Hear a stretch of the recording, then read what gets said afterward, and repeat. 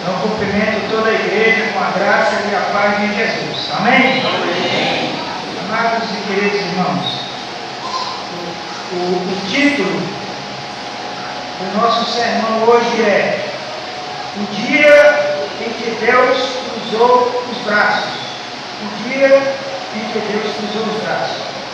Te convido a abrir tua Bíblia, Gênesis capítulo 48, leamos do versículo 11 ao versículo 22. Esse título é apenas usando o termo antropomorfismo para reforçar a pessoa e a atitude lá do Calvário, a pessoa de Jesus.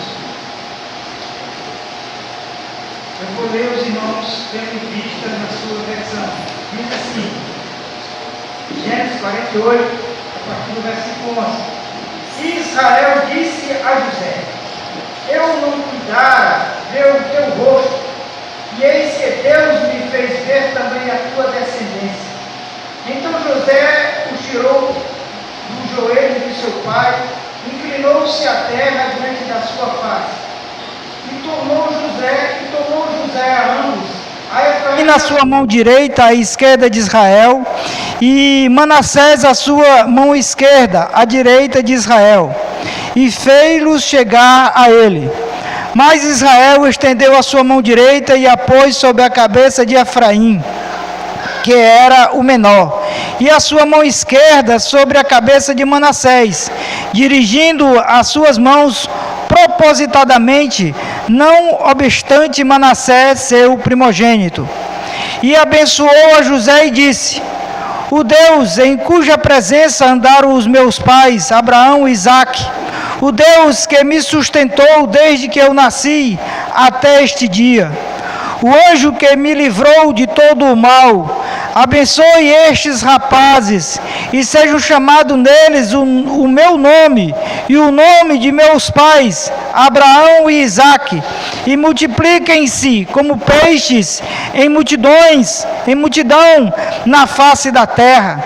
Vendo, pois, José, que seu pai punha a sua mão direita sobre a cabeça de Efraim, foi mal aos seus olhos, e tomou a mão de seu pai para o transpor de sobre a cabeça de Efraim a cabeça de Manassés. E José disse a seu pai: Não assim, meu pai, porque este é o primogênito. Põe a tua mão direita sobre a sua cabeça. Mas seu pai recusou e disse: Eu sei, meu filho, eu sei. Também ele será um povo, e também ele será grande.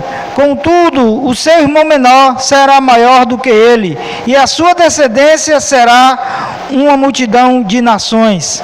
Assim os abençoou naquele dia, dizendo: Em ti abençoará Israel, dizendo: Deus te faça como a Efraim e como a Manassés, e pôs a Efraim diante de Manassés.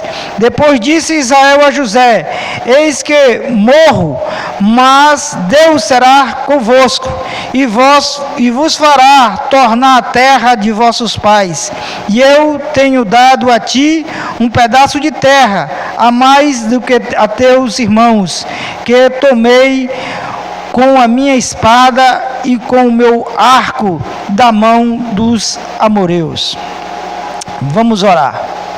Ó Deus querido, eis aqui a porção preciosa da tua palavra, e eu te peço, Pai, no nome precioso de Jesus, que eu seja apenas um instrumento teu, Pai.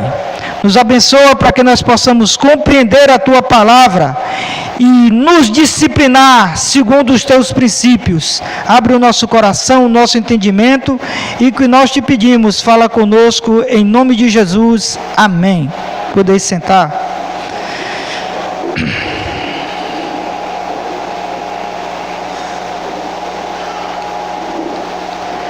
Então, o que leva a Deus a cruzar os braços e mudar a direção da bênção? Nós temos o costume, um ditado popular: se alguém cruzar os braços, para alguma tarefa, dá a ideia que você não quer fazer aquela tarefa, que você é indiferente àquela tarefa, que aquela tarefa ela não vai ser feita por quem cruza os braços.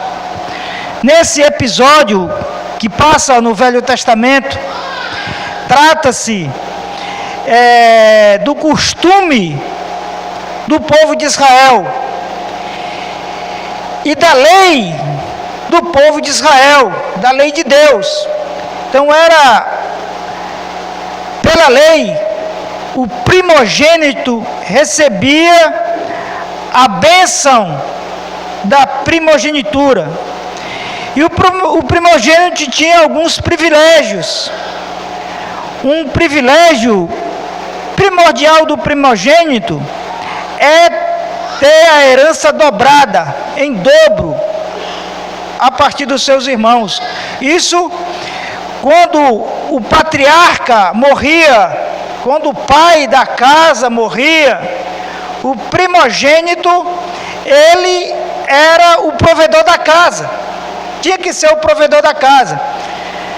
Por causa disso, ele recebia porção dobrada. Então as decisões eram com ele. Ele tinha a obrigação de tomar a frente de qualquer decisão da família. Era responsabilidade do primogênito. Então o primogênito recebia uma bênção especial. Quando Jacó estava doente, já cego e já para morrer, ele pediu a José que trouxesse seus filhos. E José levou os filhos dele, Efraim e Manassés, para receber a bênção de seu pai Jacó. Interessante que Deus já tinha mudado o nome de Jacó, porque o nome Jacó significa o traidor, o enganador, não é? Então Deus mudou para Israel, aquele que luta com Deus, ou aquele que faz o homem que vê Deus. Então, aquele que luta com Deus, ou então o homem que vê Deus.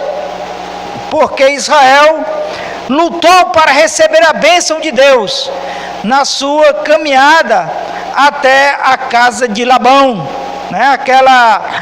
Aquele episódio onde Jacó ficou em conflito e teve que pedir a bênção de Deus e lutar com o anjo, e disse que não sairia daquele lugar enquanto não recebesse a bênção de Deus.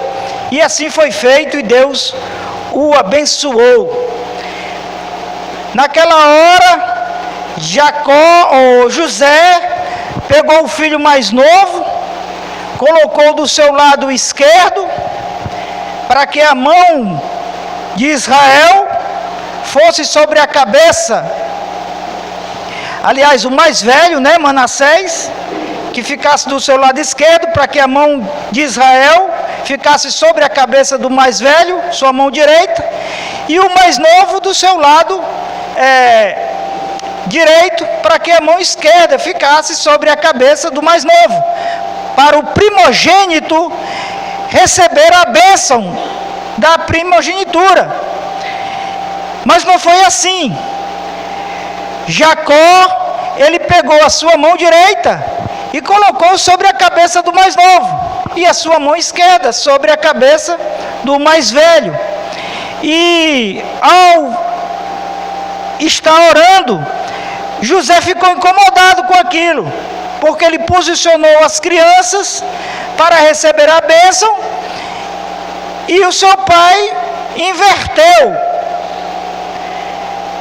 E ele quis pegar a mão, pegou a mão de seu pai, e ele não fez, né? Jacó disse: não, meu filho, ele também será uma grande nação, e também será uma bênção. Mas Efraim, ele vai ficar com a bênção da primogenitura. Então, o que leva Deus a cruzar os braços e mudar a direção da bênção. Aqui é uma figura que aconteceu no Velho Testamento, nesse episódio. Interessante que José não era o primogênito de Jacó. Primogênito Rubens, depois Simeão, Levi, Judá, Isacar, Zebulon, Benjamim e etc. São 12 os patriarcas. Mas o direito de primogenitura pode ser perdido pela negligência, por rebeldia.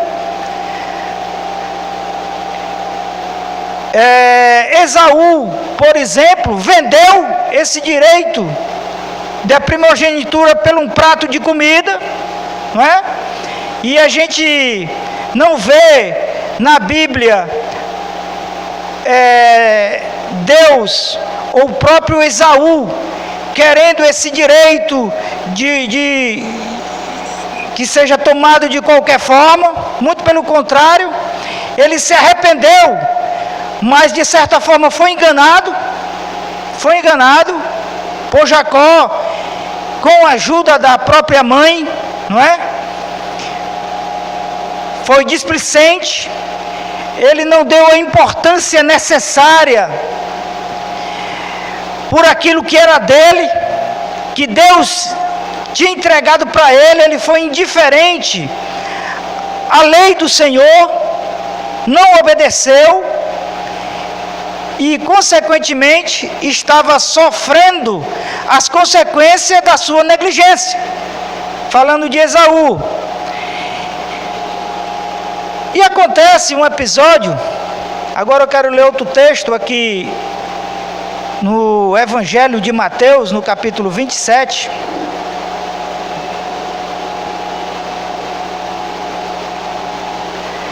A partir do versículo 44.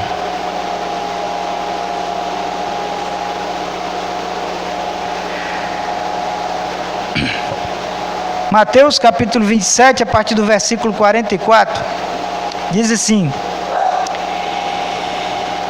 E o mesmo que lhe lançaram sobre o seu rosto os salvadores que com eles estavam crucificados. E desde a hora sexta houve trevas sobre toda a terra até a hora nona. E perto da hora nona exclamou Jesus em alta voz, dizendo: Eli, Eli, lama sabactani, isto é, Deus meu, por que me desamparaste? E alguns dos que ali estavam ouvindo isto, diziam: Este chama por Elias. E logo um deles, correndo, tomou uma esponja e embebeu-a em vinagre, e pondo-a numa cana, dava-lhe de beber.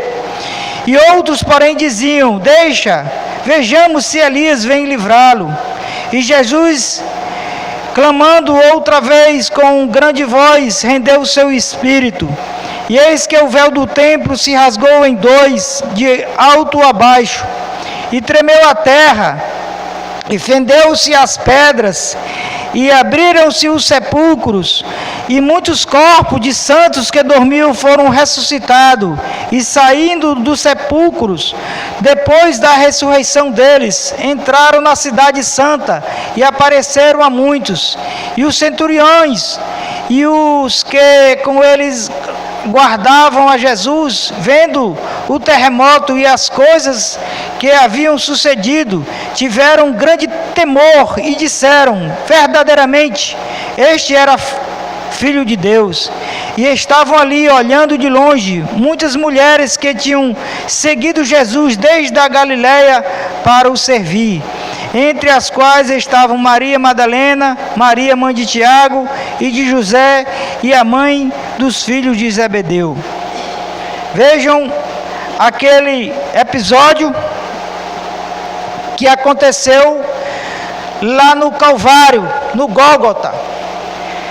Jesus foi crucificado entre dois malfeitores, um à sua direita, outro à sua esquerda. E ele disse: Eli, Eli, Samar Sabactani, isto é, Deus meu, por que me desamparaste? Aí vem um assunto que pode ser muito polêmico, né? Porque alguns defendem que nessa hora ali estava o homem Jesus, desamparado do seu lado divino. Alguns defendem essa ideia, porque Deus não vê pecado e Jesus estava ali apenas como homem.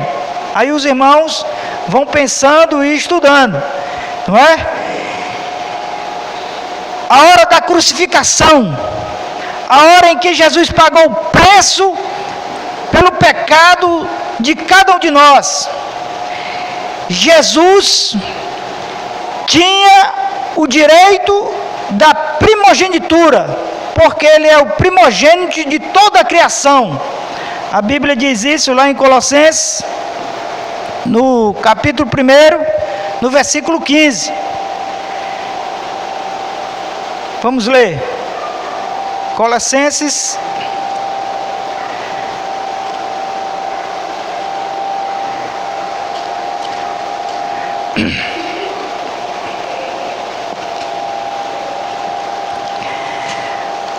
Colossenses capítulo 1, versículo 15 diz: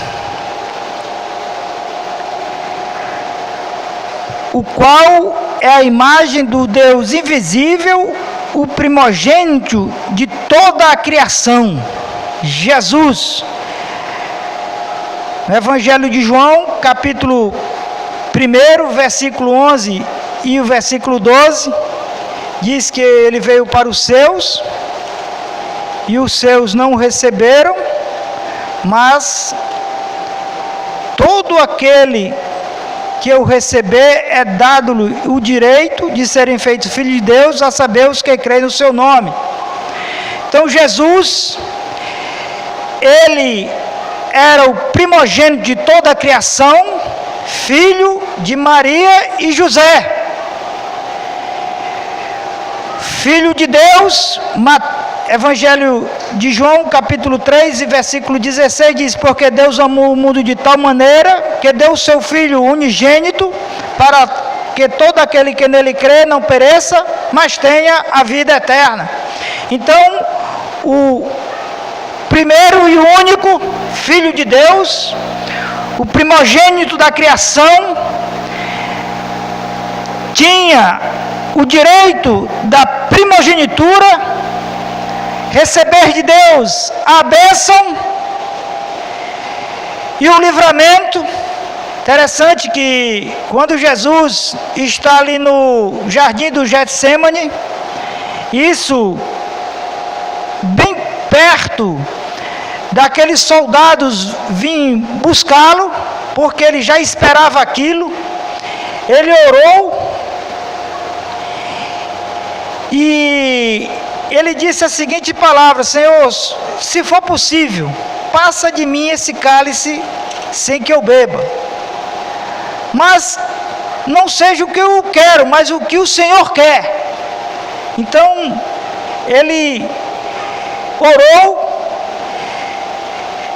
O foco de Jesus, eu creio, que era a igreja, o Israel de Deus, o povo adquirido.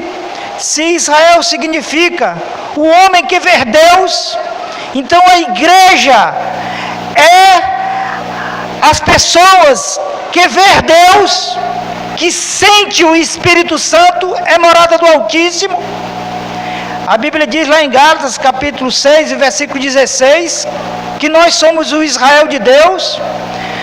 A carta de João, no capítulo 2, fala que nós somos nação eleita, sacerdócio real, nação santa, povo adquirido, não é? Então a igreja, ela é herdeira de Deus, porque nós somos filhos dele. Interessante, queridos, é que nós, os batistas, somos conhecidos, como diz assim, salvo uma vez, salvo para sempre, não é? Então, quando dizem, como é esse negócio? Salvo uma vez, salvo para sempre. Então, nós não pregamos a perda da salvação. Aí isso chama a atenção, aguça os estudiosos de como é que é isso, não é? Quer dizer que a pessoa levanta a mão, é salvo, aí depois pode fazer o que der na telha, no pensamento, porque já está salvo. E não é assim, queridos. A Bíblia diz que nós temos que crer em Jesus. Lá em Romanos, no capítulo 10, versículo 8, diz: essa é a palavra de fé que pregamos. Ela está dentro de ti, do teu coração. Com o coração se crê para a justiça, mas com a boca se faz a confissão para a vida eterna. A Bíblia diz, nós lemos João 3,16, mas o versículo 18 diz que aquele que não crê, quem crê terá a vida eterna, mas aquele que não crê já está condenado. Jesus, ele falando, ele disse que vocês precisam me aceitar, não é? Evangelho de João, capítulo 5 e o versículo 43, Jesus diz o seguinte: eu vim em nome de meu Pai, e não me aceitais. Se outro vier em seu próprio nome, a esse aceitareis. Quer dizer, é preciso nós aceitarmos a salvação oferecida por Cristo. Mas depois que você aceita essa salvação, que você confessa o nome de Jesus, pois a todos quanto receberam, que você recebe o nome de Jesus, aí, irmãos, o que vai testificar, o que vai comprovar se nós somos filhos de Deus, é o seu caráter cristão, é o seu coração e a sua vontade de servir. Porque o que vai confirmar que você é filho de Deus, aqui na carta de Paulo aos Romanos, no capítulo 8, se não me falha a memória, no versículo 17, diz o seguinte: e se nós somos filhos, somos logo herdeiro, também herdeiro de Deus e co-herdeiro com Cristo, se é certo que com Ele padecemos, para que também com Ele sejamos glorificados.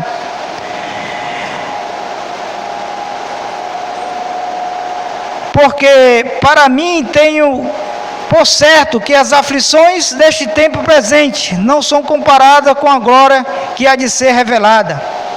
No versículo 16 é a palavra-chave que eu quero falar. O mesmo Espírito testifica com o nosso Espírito se somos filhos de Deus.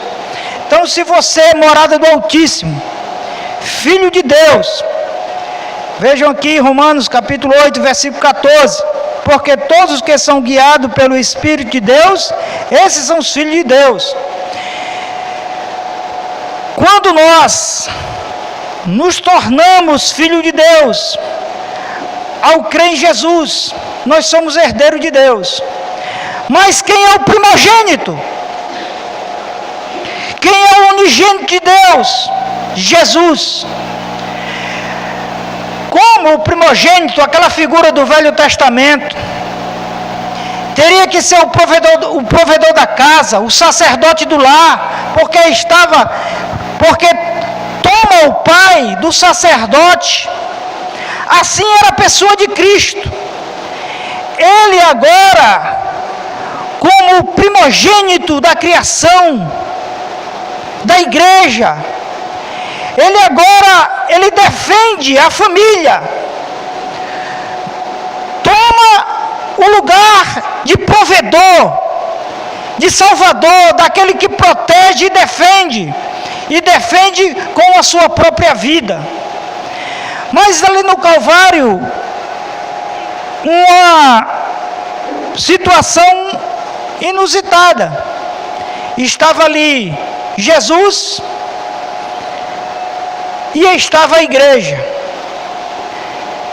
E é nessa hora, nessa figura, pode ser até uma alegoria, mas uma ilustração que cabe bem nessa hora, onde Deus coloca a sua mão direita sobre a igreja. e a sua esquerda sobre a cabeça de Jesus. Lembrando-nos da palavra de Cristo quando ele diz aqui em Mateus, no capítulo 27, quando Jesus diz assim,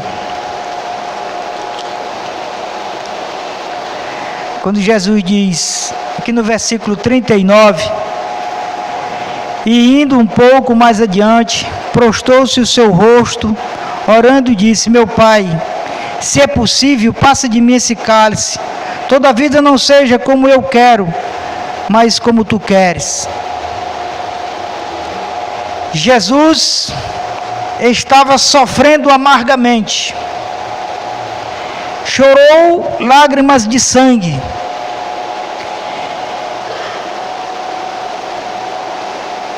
para te valorizar, para te redimir, para nos redimir, tirar a culpa do pecado e nos dar a vida eterna e a cidade santa como herança, a igreja.